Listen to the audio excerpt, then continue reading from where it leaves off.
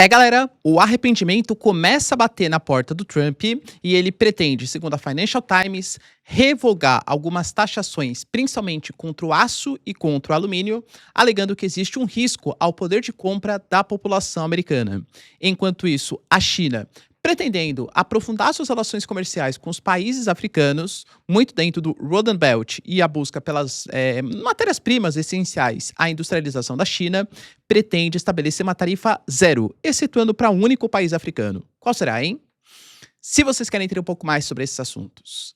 E muito mais também sobre geografia, geopolítica, atualidades, política, polêmicas, enfim. Tudo para você se manter sempre bem atualizado. Já se inscreve no canal, deixa seu like e compartilha esse vídeo, que o professor Ricardo conto muito com a sua ajuda. Belezinha? Para quem não sabe, galera, a Nômade é parceiraça aqui do canal e está te oferecendo a possibilidade de comprar os seus dólares com 15 centavos de desconto por dólar convertido. Não perca essa oportunidade caso seja o seu objetivo diversificar suas posições, porque a Nômade com certeza é a melhor, a mais simples, com as melhores taxas plataforma para você comprar os seus dólares. Vou deixar o QR Code aqui na tela para vocês. E o cupom Ricardo15 tem acesso à maior e melhor conta internacional do Brasil, totalmente gratuito, sem taxa de manutenção. Tenho certeza que vocês não vão se arrepender. Tamo junto? Então bora lá pro vídeo, pessoal. Seguinte.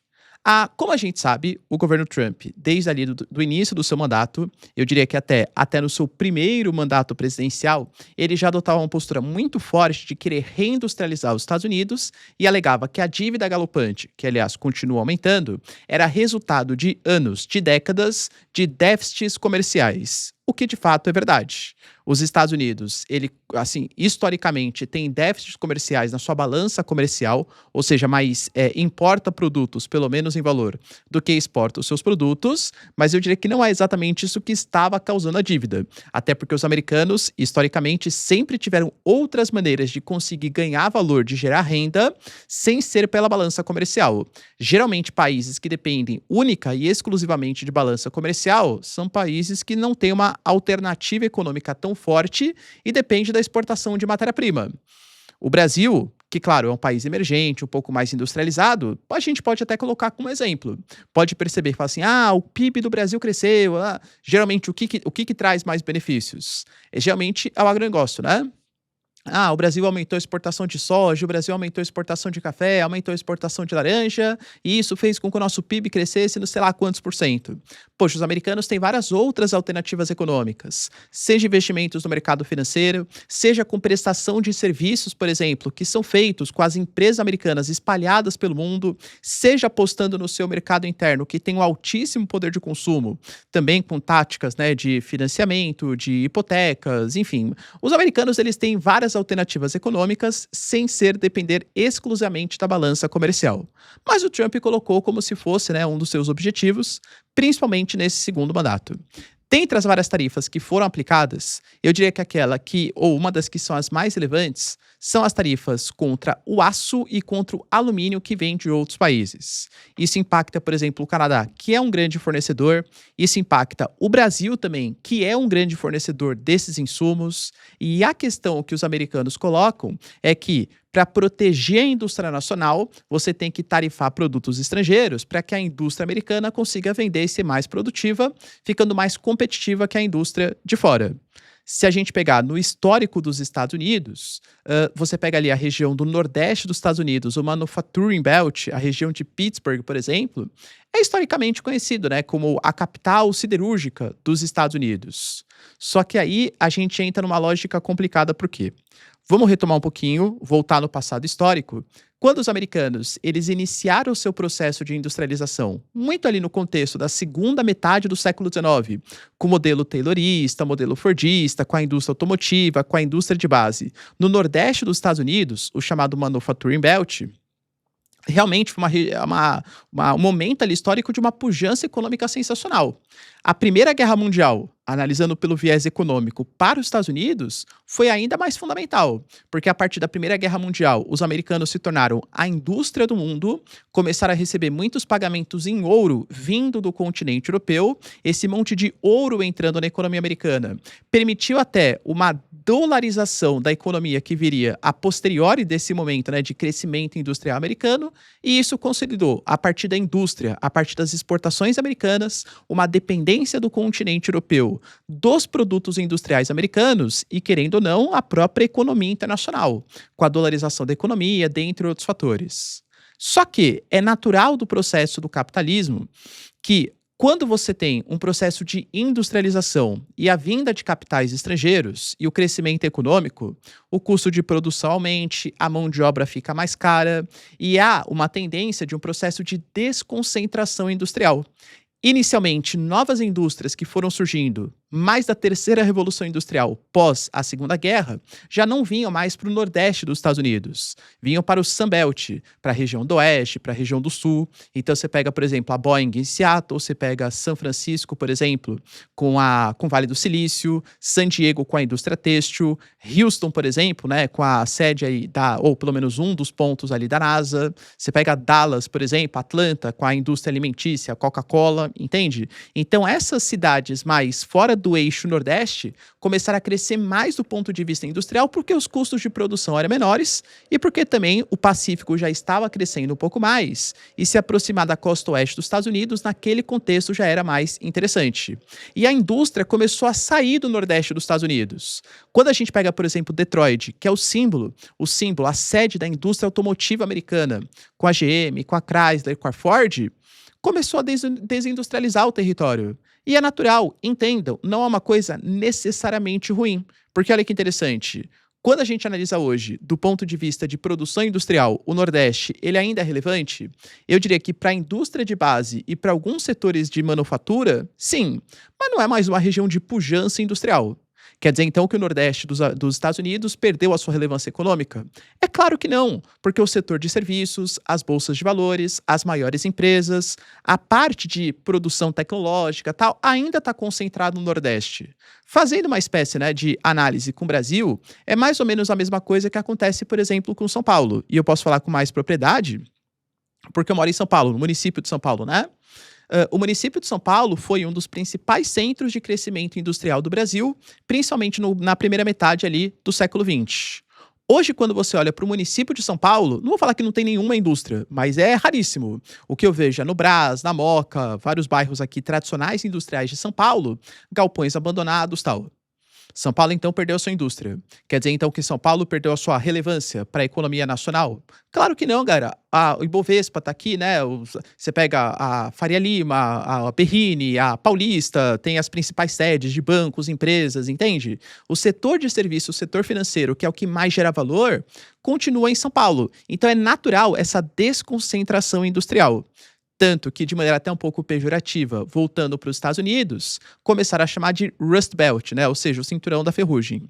É fato que algumas cidades que dependiam quase que exclusivamente de indústrias começaram a sofrer muito. Tanto que o próprio J.D. Vance, ele, talvez um dos símbolos que tenha feito, né, ele se destacar tanto a ponto de virar vice-presidente dos Estados Unidos, é que ele vem de uma família desestruturada do Nordeste dos Estados Unidos, onde a sua família perdeu o emprego, perdeu a desindustrialização, e ele, mesmo com todos os problemas sociais, financeiros, que, claro, os republicanos acusam que essa desindustrialização foi motivada pelos democratas, ele foi para o Vale do Silício e conseguiu vencer, apesar de todas as adversidades. Ele fez o tal do American Dream, né? Então o Trump, escolhendo o J.D. Vance, até foi uma lógica um pouco estratégica de criticar também os democratas, de terem deixado essa desindustrialização do território americano. Lembrando que a região Nordeste, historicamente, é tradicionalmente um pouco mais democrata nos Estados Unidos, e o J.D. Vance vinha para confrontar isso. Pô, vocês querem essa derrocada industrial dos democratas? Entende? Por isso que o Trump ele prega a reindustrialização. Só que a questão que eu sempre coloco para vocês, o mundo é outro. A gente vive hoje no capitalismo financeiro informacional. O Trump quer o quê? Que volte a produzir indústria têxtil? Que volte a produzir camisetas? Para, né? Não tem mais sentido. Pô, terceiriza isso. Ah, professor, mas e setores estratégicos? Aí acho que vale a pena, porque a lógica, a decisão não vai ser apenas financeira. Vai ser uma decisão do ponto de vista estratégico. Chips e semicondutores, produção bélica, talvez, sei lá, indústria automotiva, que seja assim. Aí a gente pode discutir. Agora, querer reindustrializar em alguns setores, galera, pô, não vale muito a pena. Isso pode acabar combinando com custos de produção maiores, a população americana reduzindo o seu poder de compra, gerando inflação, tendo dificuldade de reduzir a taxa de juros, impactando, claro, na popularidade do presidente. O Trump está hoje com a menor avaliação de popularidade desde o início do seu governo. Entende? Quando a gente fala hoje, por exemplo, de pesquisas internas, mostram que somente 30% dos eleitores, pesquisa Ipsos, tá? Aprovam a maneira como o Trump está lidando com o aumento do custo de vida. 59% está rejeitando e os 11%, claro, não quiseram opinar. Se a gente pega dados um pouco mais específicos, 9 em cada 10 democratas rejeitam e 2 em cada 10 republicanos rejeitam a maneira como o Trump está combatendo o aumento do custo de vida. E está se aproximando o The Midterm Elections. O Trump, com a pior popularidade, em um momento em que você vai renovar grande parte da Câmara e parte do Senado, pode fazer com que ele perca a maioria nas duas casas. E aí a segunda parte do seu governo, a segunda metade, vai ficar praticamente inviável. Por isso que o Trump está considerando reduzir as tarifas contra aço e alumínio, porque apesar disso expor um pouco mais essa indústria de base do Nordeste dos Estados Unidos, isso pode fazer com que você tenha uma redução dos insumos. A gente tem, por exemplo, aumento do preço dos alimentos, aumento do preço de bebidas. Por quê? Você pega, por exemplo, as formas, as latas, tudo que é utilizado ficando mais caro. Agora, imagina, aço e alumínio, que é a base de praticamente todos os produtos, ficando mais caro porque o custo de produção está maior, é óbvio que isso vai ser repassado para o consumidor final. Então, algumas políticas devem ser revisadas justamente por conta disso.